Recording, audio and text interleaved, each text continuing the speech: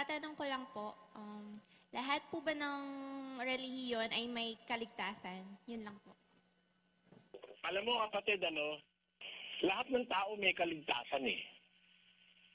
Kahit ano pa relihiyon mo, kung susunod ka sa Diyos. Halimbawa, relihiyon mo mali, sumunod ka sa Diyos, umalis ka sa mali, maliligtas ka. Pero kung mananatili ka sa mali, hindi ka maliligtas nun.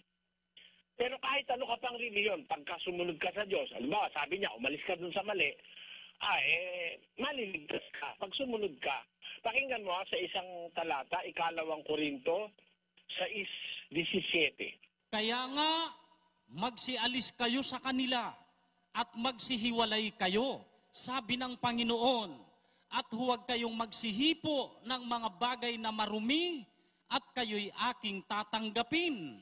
Tatanggapin naman ng Diyos di ba, Brad Mel? Opo. Kung aalis ka sa mali, umalis kayo sa kanila, magsihiwalay kayo, sabi ng Panginoon. Nakita mo, halimbawa, mali yung relihiyon mo, umalis ka. Pag susunod ka rin lang sa Diyos, maliligtas ka. Paano ka susunod? Pag sinabi niya umalis ka, di umalis ka. Di ba ganoon? Umalis ka. Pag mali ang relihiyon, umalis ka. Pag sumunod ka sa kanya, umalis ka sa mali, humiwalay kayo sa kanila, maliligtas ka. Basahin natin ang Isaiah 52. Kayo'y magsiyaon, kayo'y magsiyaon, kayo'y magsialis doon.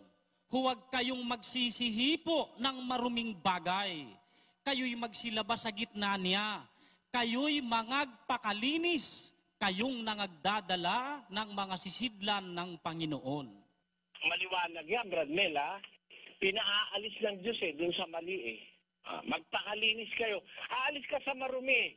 Aalis ka dun sa hindi tama. Aalis ka dun sa mali.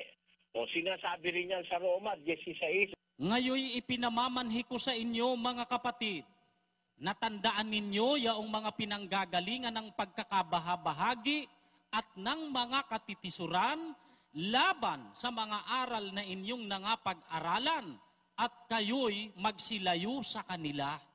Sapagkat ang mga gayon ay hindi nagsisipaglingkod sa Kristong Panginoon, kundi sa kanilang sariling tiyan.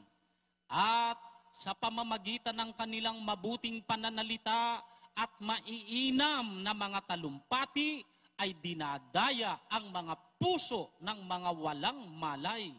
Kaya pinapaalis ka ng Diyos doon sa mga manluloko Kasi hindi naman kay Kristo naglilingkod yung mga pastor na gano'n Dinadaya lang nila yung mga walang malay. Ang pinaglilingkuran nila yung kanilang sariling mga tiyan. Ayun. Kaya umalis ka kayo sa kanila, kumiwalay kayo, sabi ng Panginoon.